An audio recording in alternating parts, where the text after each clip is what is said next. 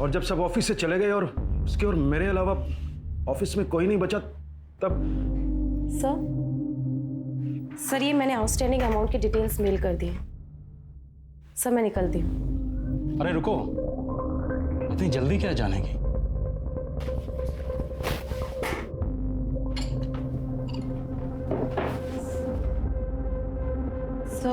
Sir मैं drink नहीं करती। लेकिन खुश तो करती हो ना? हुँ? आज रात मुझे खुश कर दो। क्या कहती है? ज्यादा ना सती सावित्री बनने की जरूरत नहीं है। मैं और नवीन तुम्हारे और मुकेश के बारे में सब कुछ जानते हैं। और सोचो, मुकेश की वाइफ को पता चल गया तो तुम्हारा क्या होगा?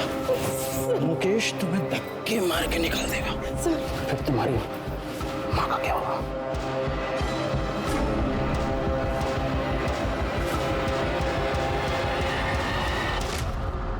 सर मैं मानता हूं कि मैंने साक्षी का कई बार फायदा उठाया है, लेकिन मैंने उसे नहीं मारा है सर। एक मजबूर लड़की को उसकी मां की बीमारी का बहाना बनाकर तूने ब्लैकमेल किया। भले ही ये कंफर्म नहीं हुआ है कि साक्षी को तूने नहीं मारा, लेकिन ये कंफर्म है तूने उसे एक्सप्लॉइट किया। यही रखो इसे।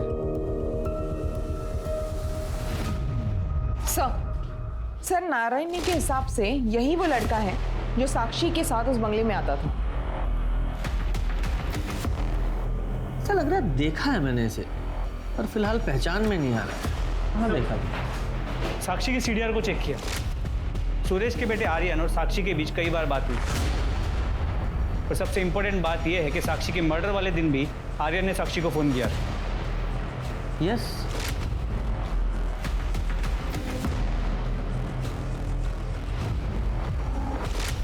ये आर्यन है। शर्मा ये देखो इसका हेयर स्टाइल। आर्यन ही वो लड़का है जो साक्षी से मिलने वो कंपनी के बंगले में जाता था।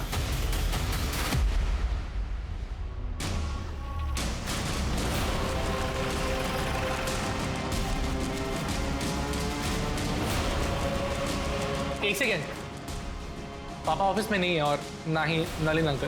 तेरे पापा तो ऑलरेडी हमारे मेहमान हैं, और अच्छा है नलिन में यहाँ नहीं है, क्योंकि तेरे से सवाल करते तो खामा-खा अड़ंगा लगाता। क्या मुझसे सवाल? क्यों? केबिन में बात करें? केबिन में क्यों? यहीं कीजिए, सबके सामने। ठीक है, अगर तुझे प्रॉब्लम नहीं है तो यही पूछ लेते हैं। साक्षी को तू कितनी अच्छी तरह से जानता था? साक्षी मैं नहीं जानता था। झूठ बोलता है। इस कंपनी में एम्प्लॉय थी वो, और बोलता है नहीं जानता। हाँ मतलब मैं उसे एम्प्लॉय की तरह जानता हूँ, बट पर्सनली नहीं। तो फिर कंपनी के बंगले में उससे क्यों मिलने जाता था? एक सेकेंड, क्या बोले जा रहे हैं आप? कुछ ही मत बोलिए आप। कुछ भी नहीं बोल रहा हूँ। आई विटनेस है हमारे पास, जिसने तुझे और साक्षी को उस बंगले में कई बार देखा था। 4 मार्च को जिस दिन साक्षी का मर्डर हुआ, तेरे फोन की लोकेशन उसी बंगले के पास की है। बोल, क्यों मारा साक्षी को? क्यों मारा?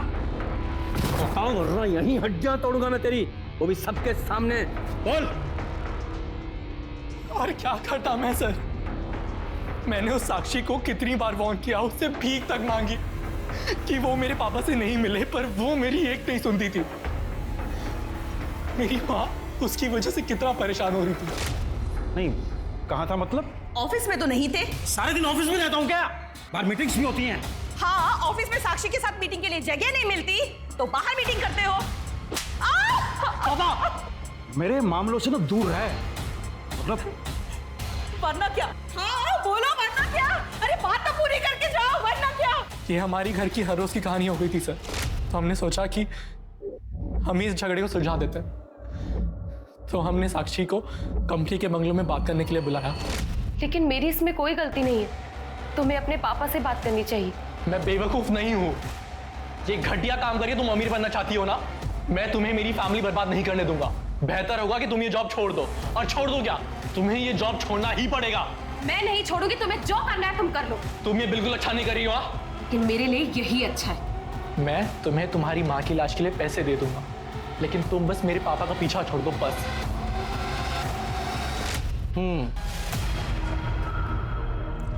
तो उस बंगले के पास में रहने वाली नारायणी को लगा कि तुम दोनों की लड़ाई दो प्यार करने वालों की नोकझोंक है, और तुम दोनों की आपस में लड़ाई हुई थी ना? साक्षी को मुझ पर विश्वास नहीं था। उसे लगता था कि मैं अपना प्रॉमिस नहीं निभाऊंगा, इसलिए उसने पापा से मिलना बंद नहीं किया। दिन पे दिन मेरे घर के हालात और ख़राब होते जा रहे थे, तो फाइनली मैंने गन का सहारा किया। गन कहाँ से मिली? पापा की कार की सीट से। मुकेश अंकल की मौत के अगले दिन जब मैं हर रोज की तरह जॉगिंग पे जा रहा था, पापा बहुत गुस्सा होते अगर उन्हें मालूम पड़ता कि मैंने उनकी गन छुई है। इसलिए मैंने सोचा कि मैं उन्हें बताऊंगा ही नहीं। इसलिए पापा के डर से मैंने उस गन को सेफ जगह छुपा दिया।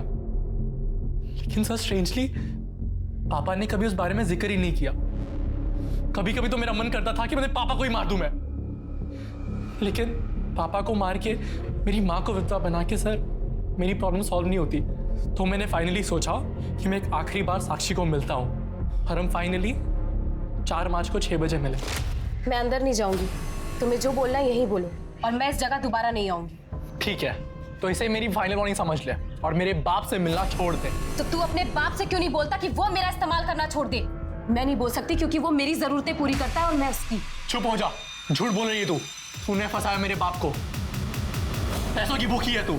तो अपने बाप से जाकर पूछना, हो सकता है तेरी माँ को ऐसे ही फंसा के लेकर आया। बोल, तेरे बेटों को तेरी गन तेरी कार में से मिली थी, और फॉरेंसिक से ये साबित हो चुका है कि वो वही गन थी जिससे मुकेश को मारा गया था।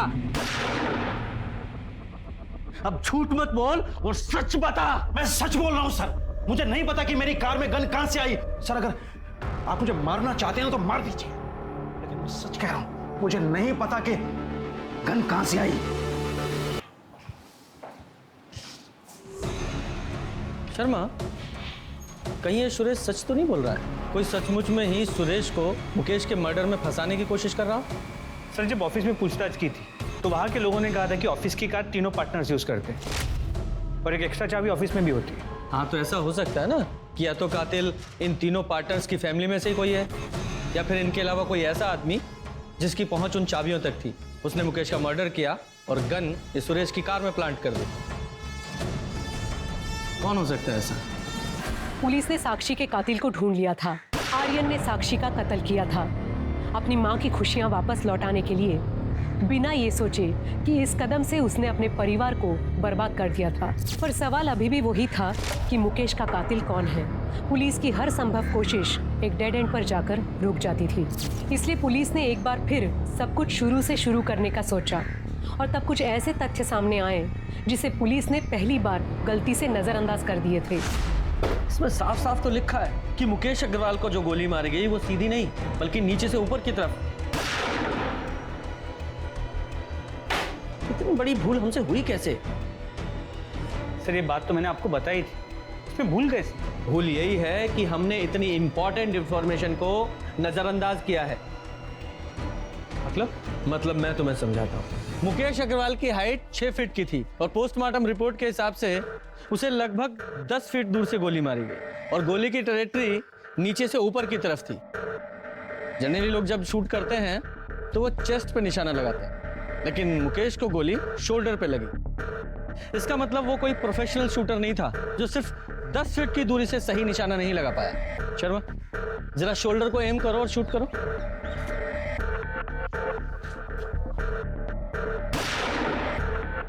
Very good. गुप्ता, अब तुम वहां जाओ और शोल्डर को एम करके शूट करो। सर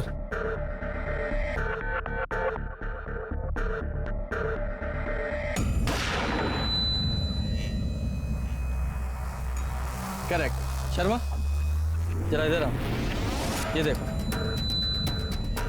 ये वो टारगेट है जो तुम्हारी बुलेट से हिट हुआ।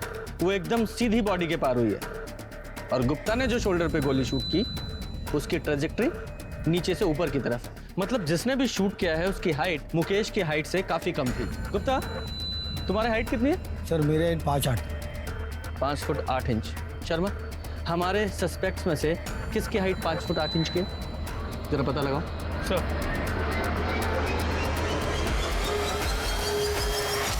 मुकेश मर्डर केस के सारे सस्पेक्ट, सुरेश, उसकी पत्नी काजल, का बेटा आर्यन, मुकेश की पहली पत्नी प्रेरणा, उसकी बेटी नीति, मुकेश की पत्नी अलका, और वो लॉयर परवेश और उसका बेटा कार्तिक, किसी की भी हाइट मुकेश की हाइट से या तो ज्यादा है या उसके बराबर है या बहुत कम है।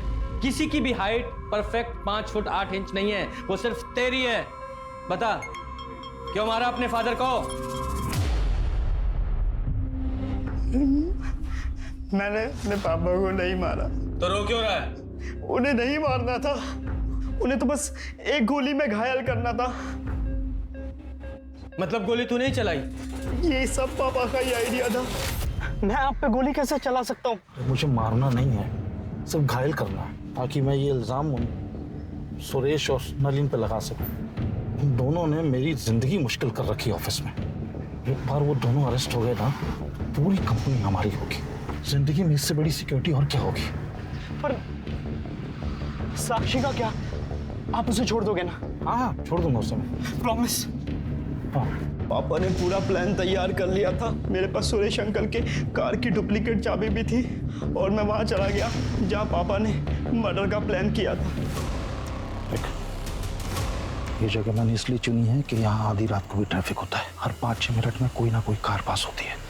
सिटी हॉस्पिटल सिर्फ यहाँ से 10 मिनट की दूरी पे है। और सबसे बड़ी बात, सुरेश का घर यहाँ से सिर्फ 3 किलोमीटर दूर है। पापा, मुझे डर लग रहा है बहुत। पता था सुरेश अंकल पार्टी जा रहे हैं और वो पार्टी जाकर जरूर ड्रिंक करेंगे। और सुरेश अंकल जब ड्रिंक करते तो अपनी गाड़ी नहीं चलाते। ये मुकेश का लालच ही था जिसने उसकी सोच पे पर्दा डाल दिया था। मुकेश का कातिल खुद मुकेश ही था। मुकेश ने प्लान तो अच्छा बनाया था। पुलिस ने राहुल को अपने पिता के प्लान में साथ देने और फिर शूटिंग के लिए गिरफ्तार किया। मुकेश के प्लान ने बहुत सारे लोगों की जिंदगियां बर्बाद कर दी। अगर पुलिस से इन्वेस्टिगेशन में चूक नहीं हुई होती, केस भी उसके अंजाम तक पहुंचा। लालच बुरी बला है, संतुष्ट जीवन ही सुखी जीवन का मूल मंत्र है। अब मैं सोनाली कुलकर्णी आपसे विदा लेती हूँ। कल फिर मिलेंगे क्राइम पेट्रोल सतर्क जस्टिस रीलोडेड के इस नए अध्याय के साथ। तब तक सुरक्षित रहें, सतर्क रहें और अपने परिवार का ख्याल रखें। देखते रहिए क्राइम पेट्रोल सतर्क। जय हिंद। और हमें इंस्पेक्टर साहब, कैसे हो गया ये सब कुछ? वो ठीक तो है? आप शांत हो जाइए, जरा मेरे साथ आइए।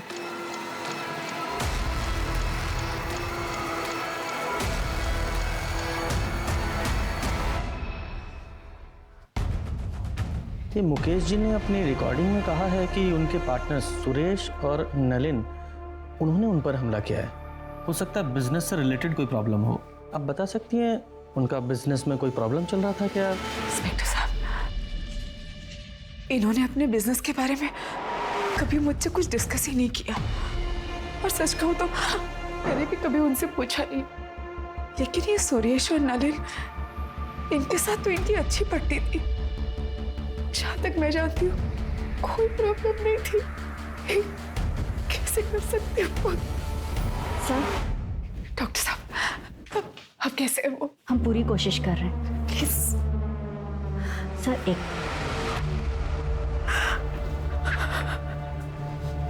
ये सब क्या हो गया? सर, पेशेंट की कंडीशन काफ़ी क्रिटिकल है। बचने के चांसेस बहुत कम है। अगर आपको स्टेटमेंट लेनी है तो आप बात कर लीजिए।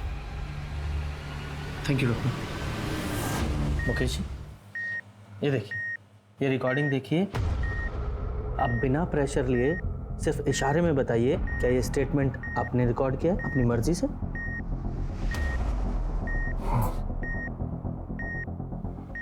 मतलब आपके पार्टनर्स सुरेश और नलिन, उन्होंने आप पर गोली चलाई? हाँ, मेरे पार्टनर ने गोली मारी और उन्हें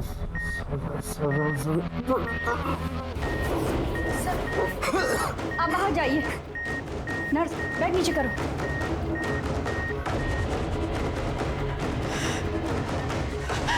इंस्पेक्टर साहब, क्या हो रहा है? हाउस कैसे है? देखिए, आप टेंशन मत लीजिए, ट्रीटमेंट चल रहा है, वो ठीक हो जाएगा। हाँ?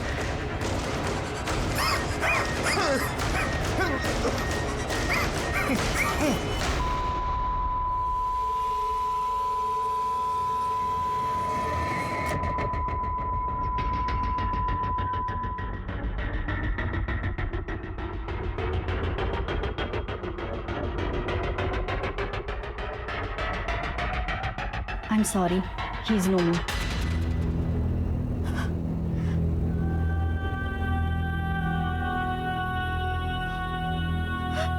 शर्मा, ये बॉडी का पोस्टमार्टम कराओ और सुरेश और नलिन दोनों को अरेस्ट करो तुरंत।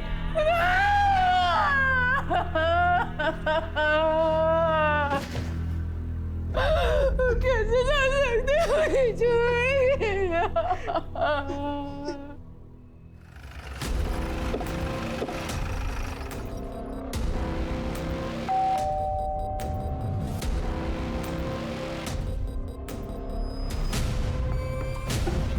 इतनी रात को कौन आया?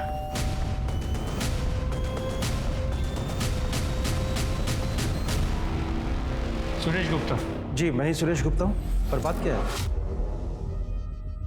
हम आपको अरेस्ट करने आए, घर की तलाशी लो। अरे एक मिनट, अरेस्ट किस लिए? मुकेश अग्रवाल की कत्ल के जुर्म में। क्या? मुकेश का मर्डर? हाँ, अभी कुछ देर पहले ही मुकेश का मर्डर हुआ है एमजी रोड। मरने से पहले उसने तुम्हारा और सुरेश गुप्ता का नाम लिया। गुप्ता, पूरा घर चेक करो। मैडम। सर, आपको कोई गलतफहमी हुई है। मेरे पति मुकेश जी को सपने में भी कोई नुकसान नहीं पहुंचा सकते हैं। आपके पास इसके अलावा कोई प्रूफ है कि मेरे पापा ने किया है? आप वारंट लेके आइए। हमें हमारा काम पता है, इन्वेस्टिगेशन के बीच में बाधा मत डाली। मैडम पूरे घर की तलाशी ली, कुछ नहीं मिला और घर में दूसरा कोई है भी नहीं। फैमिली कहाँ है तुम्हारी? मैं बैचलर हूँ, इसलिए अकेला रहता हूँ। मुकेश का खून तूने किया ना? बोल बोल। मैंने बताया ना, मैंने किसी का खून नहीं किया।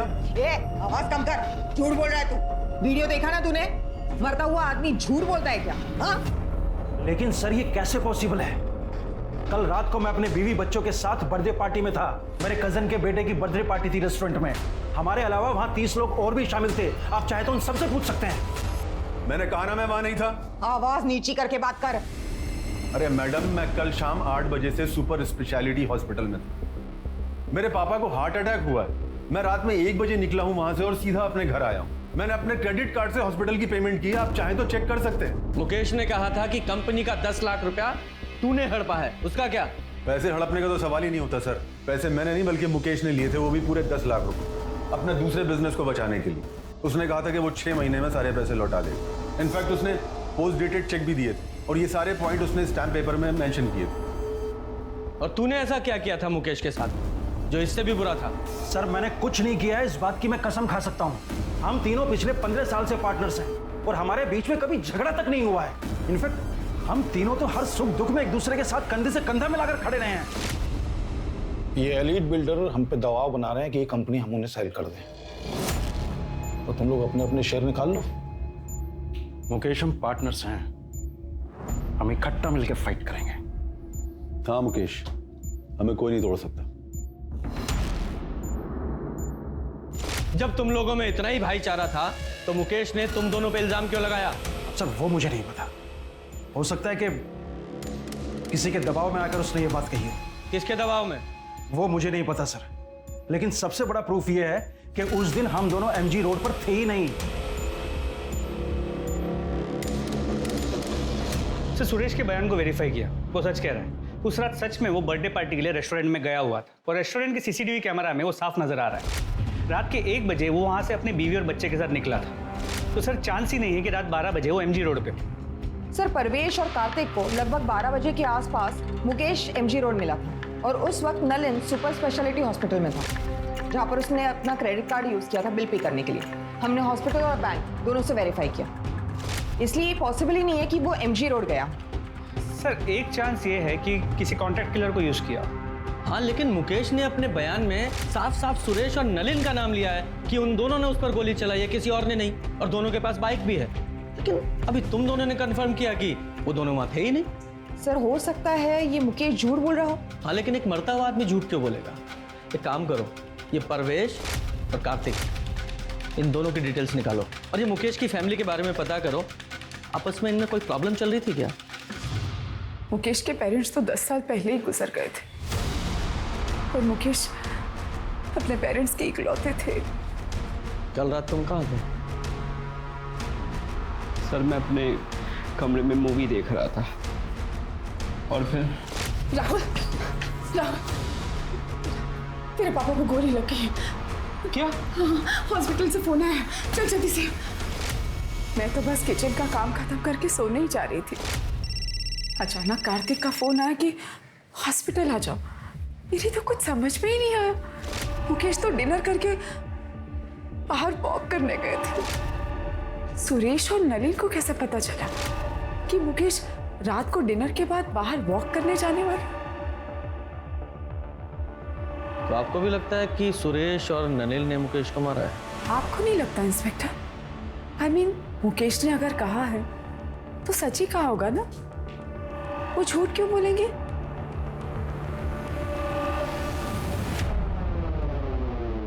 सर पोस्टमार्टम रिपोर्ट के हिसाब से मुकेश की मौत एक्सेसिव ब्लीडिंग की वजह से हुई है। सर करीब 10 फीट की दूरी से मुकेश के कंधे पे गोली चलाई गई, तो गोली की ट्रेजेक्टरी नीचे से ऊपर की तरफ है।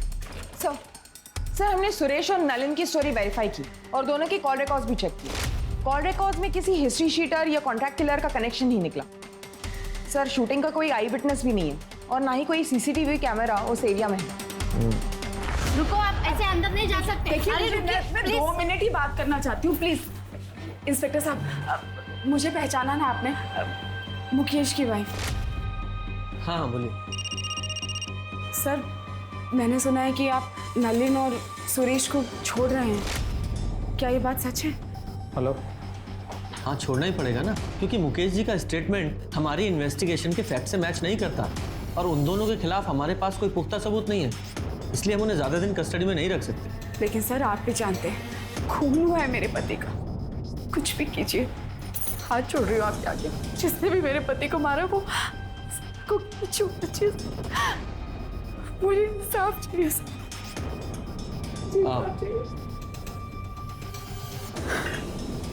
आप बिल्कुल चिंता मत कीजिए, जैसे ही कोई प्रोग्रेस होगी हम आपको इन्फॉर्म करेंगे। Thank you. सर इस परवेश के बारे में एक इंपॉर्टेंट इन्फॉर्मेशन मिली। ये परवेश ट्रिनिटी बिल्डर्स का मेन लॉयर हुआ करता था 1 साल पहले तक, लेकिन किसी बात को लेकर मुकेश ने उसे कंपनी से निकाल दिया। पर ये बात इस परवेश ने हमसे क्यों छुपाई कि वो मुकेश अग्रवाल को जानता था? सर आप जो कह रहे हो बिल्कुल ठीक है, पर पता नहीं उस दिन मेरे दिमाग से कैसे निकल गया कि मैं आपको बताता कि मैं मुकेश जी को जानता था। अरे ऐसे कैसे दिमाग से निकल गया? आप खुद एक लॉयर है ना, आपको कम से कम हमसे नहीं छुपाना चाहिए था, हमसे तो सच्चाई बताते हैं। जी बिल्कुल सही, पर मैं ये भी समझ सकता हूँ कि आपको इसकी वजह से मुझ पर शक भी होगा, पर आपका ये शक बेबुनियाद है। उस रात मैं और मेरा बेटा कार्तिक मेरे क्लाइंट के यहाँ शादी अटेंड करके घर वापस लौट रहे थे पवन बाग से। वहाँ से मेरे घर की दूरी करीबन 10 मिनट की थी, मगर लौटते वक्त एक ट्रक की वजह से पूरा रास्ता जाम था, तो हमने बीच का रास्ता लिया, तो हमें करीबन 15 मिनट लगे और वही रास्ते पर हमें मुकेश जी पड़े मिले। और सर मेरे पास वो वेडिंग इनविटेशन कार्ड भी है, ये देखिए सर। आप गनीमत समझिए कि हमने ये वीडियो रिकॉर्ड कर ली, वरना आपको तो हम पर शक होता। अच्छा एक बात बताइए, मुकेश ने आपको अपने कंपनी से क्यों निकाला था? एक्चुअली सर एक डिस्प्यूटेड लैंड था जिस पर 5-6 अलग अलग पार्टीज का हक। मुकेश जी चाहते थे कि मैं इलीगली वो ज़मीन उनके नाम पर करवा दूँ। अरे वो 5-6 लोग हैं, लोअर मिडिल क्लास, उन्हें डरा धमका के भगा दूंगा मैं, वो अपना क्लेम वापस कर लेंगे, तो मैंने उसे तैयार करो। नहीं मुकेश, ये सब इलीगल है, नहीं करूँगा। तो आज के बाद तुम्हारी जरूरत भी नहीं है मुझे, तुम जा सकते हो। सर मुकेश जी ने अपने छोटे से लालच की वजह से 10 साल पुराना रिश्ता 1 मिनट में तोड़ दिया, तो मैंने भी कंपनी छोड़ दी और कभी पलट कर नहीं देखा। सर अगर मुझे ही बदला लेना होता तो मैं इतना लंबा इंतजार क्यों कर, बताइए आप। सर परवेश ने जो कहानी बताई थी वो करेक्ट है। वो लोग उस रात सच में शादी में गए हुए, शादी के वीडियो फुटेज में वो लोग साफ नजर आ रहे हैं। और सर उस रात हाईवे पे सच में ट्रैफिक जैम था जैसे परवेश ने बताया था, इसीलिए उन्होंने अंदर का रास्ता लिया। सर हमने सुरेश और नलिन की स्टोरी वेरीफाई की, सब सच बोलो। 6 महीने की इन्वेस्टिगेशन और सभी संदिग्धों पर नजर रखने के बाद भी जब पुलिस के हाथ कुछ नहीं लगा तो पुलिस ने इस केस को बंद कर दिया, पर नियति को कुछ और ही मंजूर था। मुकेश की केस फाइल बंद करने के 6 महीने बाद, यानी कि मुकेश के मर्डर के 1 साल बाद कुछ ऐसा हुआ जिसने ठंडे बस्ते में पड़े मुकेश मर्डर की केस को रीओपन करा दिया।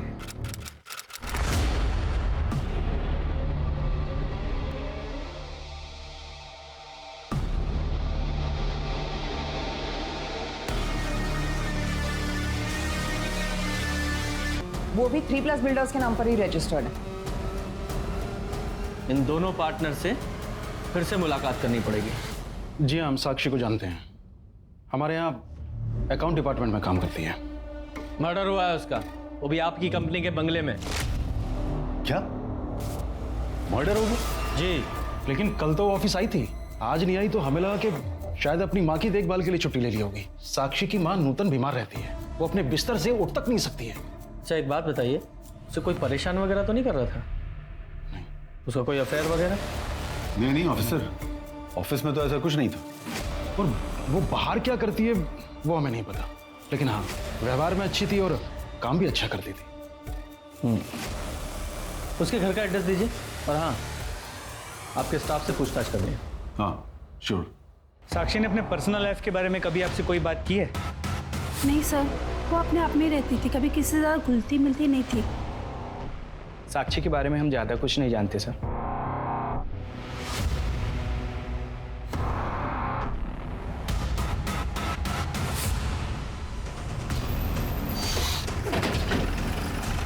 सही है ना?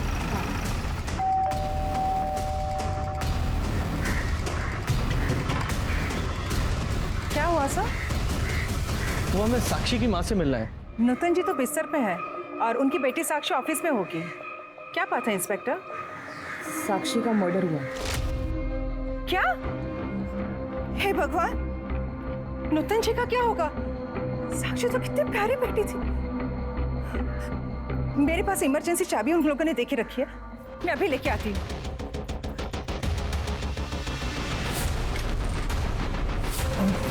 सर ऊपर प्लीज।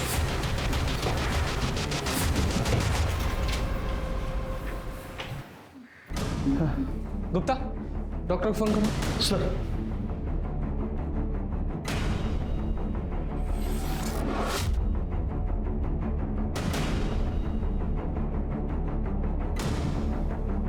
पूजा, जरा आस पड़ोस में साक्षी के बारे में पता करो। सर आप आइए।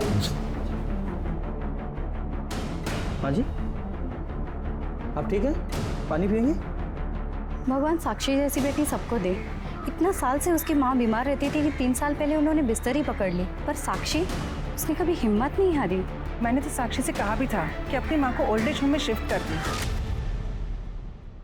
माँ की सेवा मेरे जैसे और कौन करेगा रंजना आंटी, और जब तक मैं हूँ मैं किसी और से माँ की सेवा क्यों करवाऊँ? क्या साक्षी को कोई परेशान करता था, या फिर किसी से लड़ाई हुई हो, या फिर उसका कोई अफेयर वगैरह? नहीं नहीं मैडम, हमारा मोहल्ला तो बहुत सेफ है और साक्षी को नूतन जी की सेवा और उसकी नौकरी में से फुर्सत ही कहाँ मिलती थी जो वो कोई अफेयर बफेयर करे। तो इसका मतलब ये साक्षी एक आइडियल बेटी थी, एक अच्छी पड़ोसी भी थी। हाँ सर, मेरी राजीव सर से भी बात हुई। उन्होंने कहा कि साक्षी ऑफिस में भी बहुत अच्छे से काम करती है। सर लेकिन अजीब बात यह है कि साक्षी के ऑफिस में साक्षी के बारे में किसी को कुछ भी नहीं पता, और उससे अजीब बात यह है कि साक्षी के बैंक अकाउंट में कभी भी 3+ बिल्डर्स से कोई पेमेंट रिफ्लेक्ट नहीं हो रही। हाँ लेकिन हमने जब बैंक स्टेटमेंट चेक किया तो एक पेमेंट आई थी जो मैटरनिटी क्लिनिक को की गई थी। जरा पता करो ये पेमेंट क्यों की गई थी? जी मैम, 2 महीने पहले साक्षी व्यास ने यहाँ पे अबॉर्शन करवाया था। कंसर्न किसने दिया था? उसकी मदर नूतन व्यास, जो उसको यहाँ पे अबॉर्शन के लिए लेके आई थी। सर मैंने हॉस्पिटल का सीसीटीवी फुटेज चेक किया।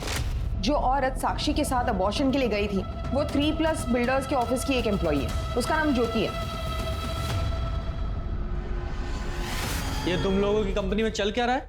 साक्षी एम्प्लॉय थी ना आपकी, फिर उसके बैंक अकाउंट में एक भी सैलरी डिपॉजिट क्यों नहीं हुई? आप सही कह रहे हैं सर, हमारे पास उसकी सैलरी का कोई रिकॉर्ड नहीं है, क्योंकि उसे सारी पेमेंट कैश में होती थी। क्यों? क्योंकि साक्षी का पूरा पैसा उसकी माँ की दवाइयों और उसके इलाज में जाता था। तो उससे क्या? वो इसलिए कि साक्षी नहीं चाहती थी कि उसकी सैलरी का एक भी पैसा टैक्स में कटे। अच्छा, कमाल की कंपनी चला रहे हैं आप लोग। मतलब एक एम्प्लॉय के लिए सारी कंपनी के रूल आप ताक पर रख देंगे। आइए, ये आप ही के एम्प्लॉय है ना?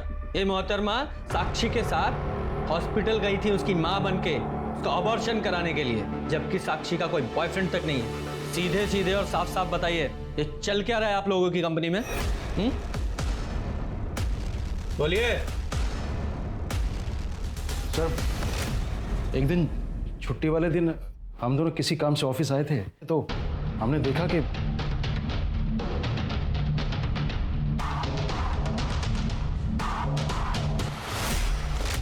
मुकेश ने हमें बताया था कि उसका साक्षी के साथ अफेयर है, इसलिए साक्षी ने जब कैश पेमेंट की बात की तो हम दोनों मना नहीं कर पाए। सर हम सच बोल रहे हैं, हम दोनों आपसे कुछ नहीं छिपा रहे। ये मुकेश मर्डर केस की इन्वेस्टिगेशन के दौरान ये एंगल तब सामने नहीं आया था। सर साक्षी की पोस्टमार्टम रिपोर्ट के हिसाब से वो सारे इकट्ठा करो, हम मुकेश मर्डर केस को रीओपन करने के लिए कोर्ट में एप्लीकेशन दे रहे हैं। सर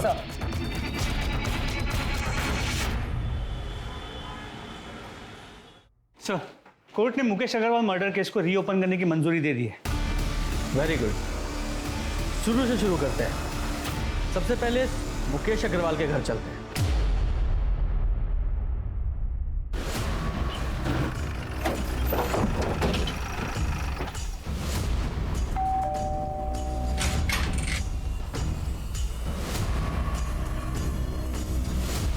अलका अग्रवाल से मिलना? नहीं है, बाहर गई है। तुम कौन हो? नीति अग्रवाल, मुकेश अग्रवाल की बेटी। लीजिए, आ गई आपकी अलका मैडम।